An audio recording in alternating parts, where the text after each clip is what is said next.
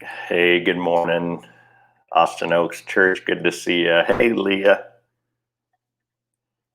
Good to have you here this morning. Oh, wow, what you got there? Your little pet kangaroo. That's interesting. Good. That's very interesting.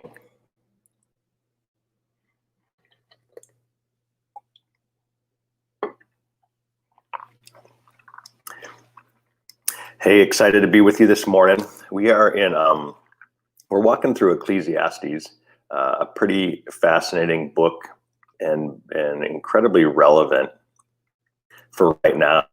In fact, it's interesting that this was written several thousand years ago because a lot of the philosophy in the book really meshes with a lot of modern day philosophy that's out now. In fact, it's pretty rich in that way, and a great book to be familiar with and just think through as Christians. I think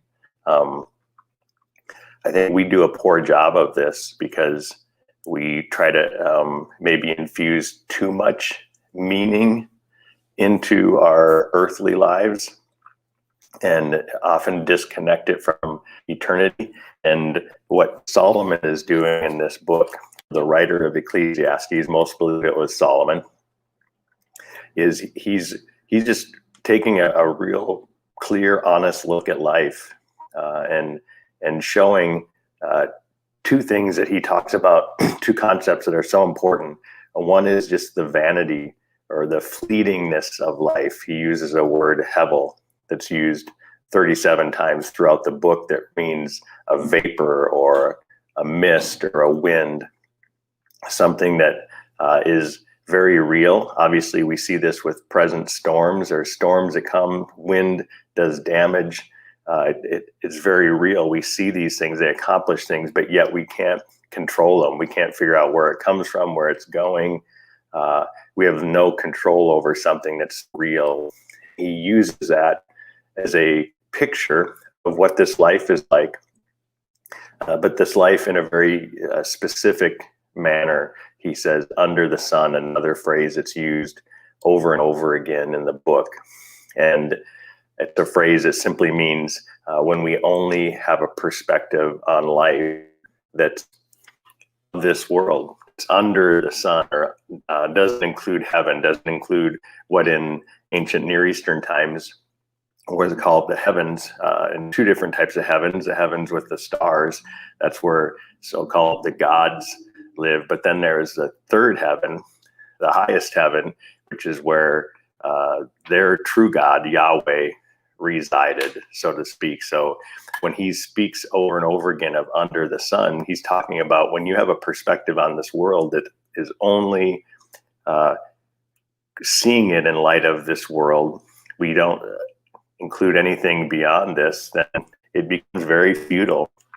It becomes very fleeting, and there's not much meaning to it. So that's what he's talking about. So let's take a look at chapter 2 today. Really, really important we understand these concepts. He's going to talk about the futility of pleasure, of possessions, and even of labor, of some key things that are important or good things in life. There's nothing wrong with these things, but they're things that we often move from a category of being good to a category of being gods in our lives or idols for us. And Solomon is showing us, and in his wisdom, how he pursues each of them and finds them to be less than satisfying. They're futile. They're meaningless when we see them as an end in themselves. So he says in verse 1 of chapter 2, he says, I said to myself, come now, I will test you with pleasure. So enjoy yourself. And behold, it too was futility. I said of laughter, it's madness, and of pleasure, what does it accomplish? I explored with my mind to stimulate my body with wine, while my mind was guiding me wisely, and how to take hold of folly, until I could see what good there is for the sons of men to do under heaven the few years of their life. I enlarged my works. I built houses for myself. I planted vineyards for myself. I made gardens and parks for myself, and I planted in them all kinds of fruit trees. I made ponds of water for myself, from which to irrigate a forest of growing trees. I bought male and female slaves, and I had homeborn slaves. I also possessed flocks and herds larger than all who proceeded in Jerusalem. Also, I collected for myself silver and gold, the treasure of kings and provinces. I provided for myself male and female singers and the pleasures of men, many concubines. Basically, he goes on to say, everything my heart desired, I did not refuse it. I gave myself everything that I could possibly want. And he ends by saying, all these activities and the labor which I exerted, and behold, all was vanity and striving after wind, and there was no profit under the sun. That's what we see here is just the absolute vanity of these things in and of themselves, the foolishness of them. And the truth is, that's exactly where those things land. Now, there's nothing wrong in and of themselves of these things, but when they're disconnected from God in himself and who he is, then they really have no meaning at all. They're endless, meaning they don't ever really quite give us what we think we want.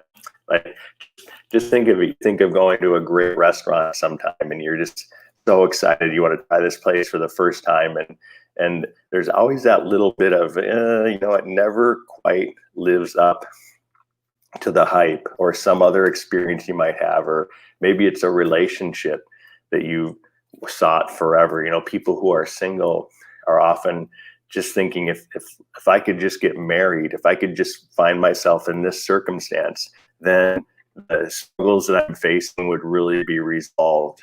And they get married and it doesn't accomplish what they thought it would. And then there's people who are married and they think, man, this is really tough. If I could only be single again, if I wasn't in such a difficult relationship, things would be so much better. And they can look at people who are in that situation and think it's going to be great for them.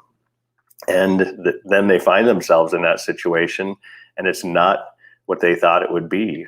People who always wanted to be rich or successful, they pursue those things. But I think a great, what maybe is a good picture of what Solomon's talking about is just make a common observation of Hollywood, or people who are in what we would consider very successful or very famous situations, maybe the music industry, people in those scenarios. On the outside, wow, it looks, so amazing, so attractive, so desirable. And we think, if I only had that kind of resources, if I could only travel like they travel, if I only had, the success and the fame and people who desired to hear me or be around me like they did, my life would be so much more satisfying. But the reality is, when you pull the curtain back, a lot of that, watch the documentaries, look at the stories that are told about these people, and even what's written about them in the news. Many of them have, more significant problems than the typical, even working class person.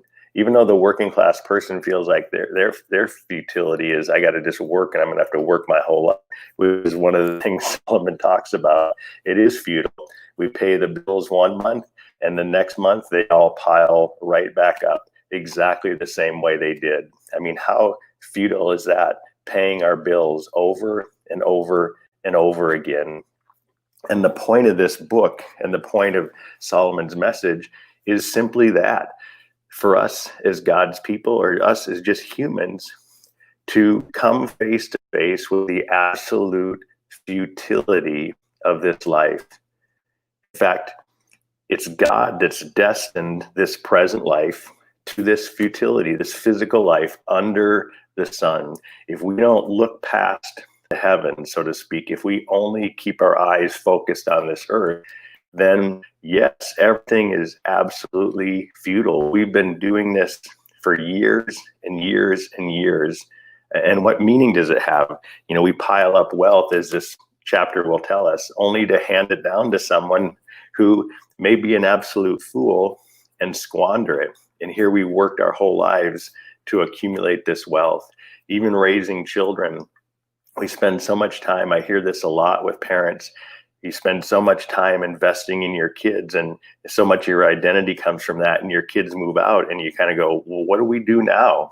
That seems almost futile, or your kids might head off in another direction. And you wonder, what good was your investment that whole time from an earthly perspective?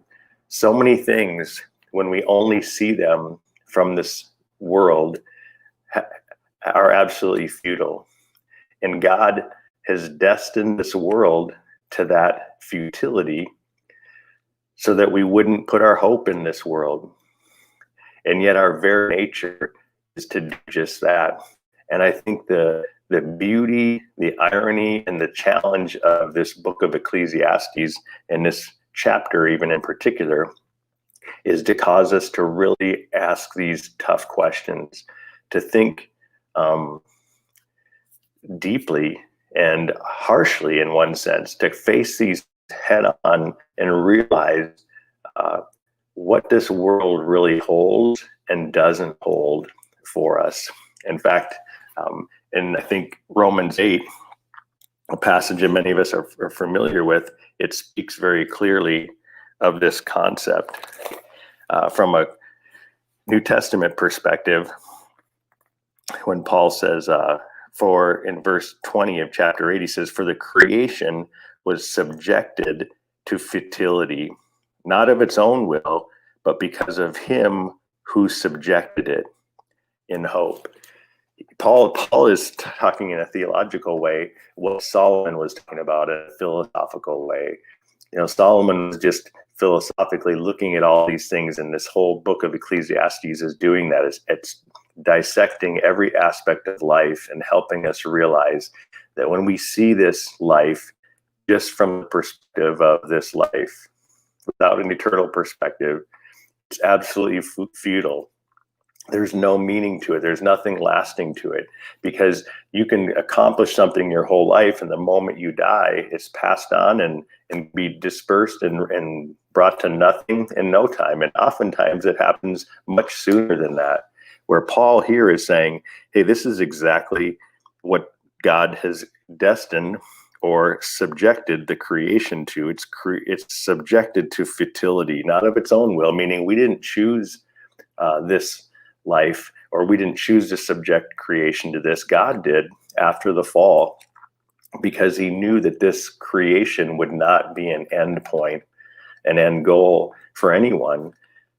And that's why many people even now reject the idea of an eternity, of an afterlife, because the only perspective they have, that we often have, is one of this life, reincarnated, or a different, slightly different version of it, but the same exact thing. They can't picture anything other than the futility of this life. So who would want to do that forever and ever? Who would want an eternity that's just an ongoing expression of the futility of things that we face in this life? And that's why God subjected it to this, because it's going to come to an end. This is not our end game. And the heart of Ecclesiastes is to point us to something, or ultimately someone, who supersedes this whole process, who supersedes this process of futility. And that's Jesus. Jesus is the only person who was subjected to it in his flesh, but lived in such a way that he had a perfect eternal perspective, and he came and lived perfectly. And here's how Jesus loved. In one way, is the exclamation point on the book of Ecclesiastes, is Jesus lived a sinless life. He lived perfectly in this world. He loved perfectly. He related to the pleasures of this world perfectly. He didn't deny them, but he didn't make them God. He related to people perfectly. He did everything. He was tempted in every way, but he never sinned. And in the end, what happened to him? His body was just like all of our bodies. It became dust. It was vanity of vanities. It was here and then it was gone. But what he showed us is that this present reality under the sun is not the whole picture. It's not the whole perspective. There is something above the sun. There is something beyond this world. And until you look past this present world, you're never going to get past the futility and the aimlessness and the meaninglessness of this life. And so many of the things in our lives that we feel discouraged in, we feel depressed in, we feel meaningless in, are very real. But that should point us to the fact that we are putting our hope in a present perspective that doesn't capture the ultimate reality of eternity. And Jesus shows us that because he overcame the foolishness and futility of this world, and he walked through it. And here's, I think, what's most amazing. You know what? Why Jesus wasn't tempted, or he was tempted, but you know why he never gave into a temptation of this world? Yeah, obviously he was God. He was living as a human being. He was experiencing those temptations like we were. But the difference between, or at least one of the differences between Jesus and us, there's many of them, is that he knew the taste and the perspective of eternity. He lived with his Father for all of eternity past. He knows the true and greater reality of life above the sun, you could say, in the heavenlies. And we don't. This is all we know. And so we continually and obviously frequently give in to the temptations or the hope that this fallen, broken world offers us, and never satisfies us once we get it.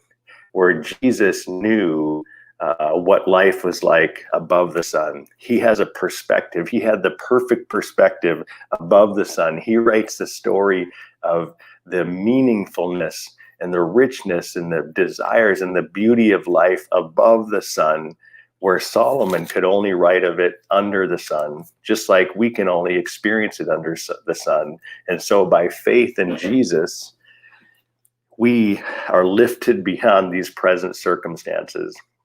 And it doesn't mean we don't experience their futility. It doesn't mean that we still wonder, is this all there is? In fact, yes, it should often push us towards thinking that more and more, that this really is all there is here. But it's not our final landing point. We have a hope, eternity, that's not the same world that we live in. This world, as Paul said, is subjected to futility, and it's subjected, he says, in hope that the creation itself also will be set free from its slavery to corruption into the freedom of the glory of the children of God. He says, for we know that the whole creation groans and suffers the pains of childbirth together until now. That's Paul is speaking of this theologically, meaning death should be a welcome gift, because until this body dies, these bodies are subjected to this futility. They can't and won't see anything or experience anything above the sun. We're wired to experience things under the sun. It's our default mode. Only in our reborn spirit can we see things above. In fact, Paul says this later on in Colossians. I love how he says this in Colossians 3. He says, if then you have been raised up with Christ, keep seeking the things above, where Christ is seated at the right hand of God. Set your mind on the things above, not on the things that are on earth. That's the key right there. And that's what the book of Ecclesiastes is setting us for. Solomon set his mind on everything on this earth, and his wisdom sought out to say, hey, what's going to happen if all we think about is this world from its under the sun perspective? And he came to the conclusion that everyone will come to, it's absolutely futile. But it's not all there is. Jesus shows us that there is something above the sun. And that hope should encourage our hearts, in particular in a season where we're seeing this futility. Look at all the the great accomplishments we have in our world and in our country, and in a moment's notice, a tiny little virus has just turned them upside down, has completely disrupted our way of life. And that's just one little virus. There's so many other things that could so easily topple the life and the world and the society that we know. And we don't need to be afraid of that. We need to be aware that it's very, very likely going to happen again, and probably at even a greater scale, because our hope isn't in this world. This world is futile.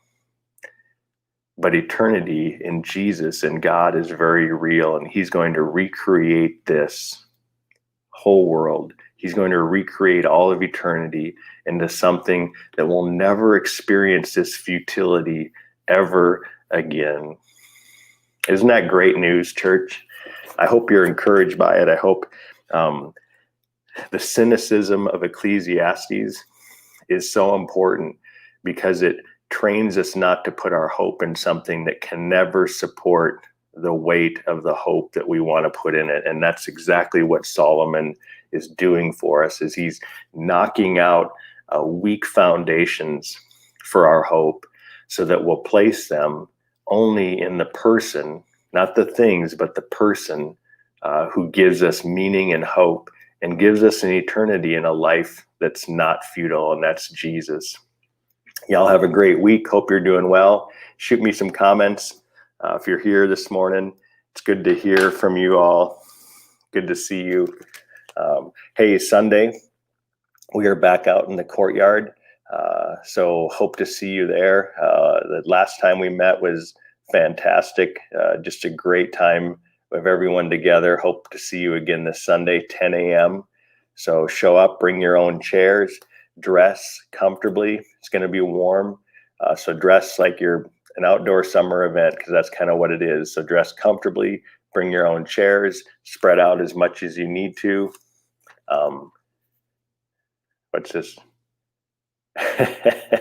Yeah, you're right, Ginny. Actually, it was a bit of a challenge this morning. So the only reason I'm in the house today is because my youngest son moved out. He's got his own apartment now. Pretty exciting time for him. He turned 21 this summer. He's finishing up school. He's in his own place. And so I'm back in his empty room, but I got two girls doing Zoom classes right now. And my wife is a teacher, so she's Zooming from home today in her classroom. So we got 4 people working this whole scenario today. So Camille, good to see you. Good to have you this morning. I know, isn't that great? Woot woot, I finally get to come back into the house. I thought of going outside, but it was incredibly warm this morning. Just too much. I'm about done with this heat. That's the futility for me, is I can't wait for a world in which every day is a perfect temperature. So y'all have a great week. Good to see you, or a good weekend. Hope to see you Sunday. It's good to be with you this morning. Take care.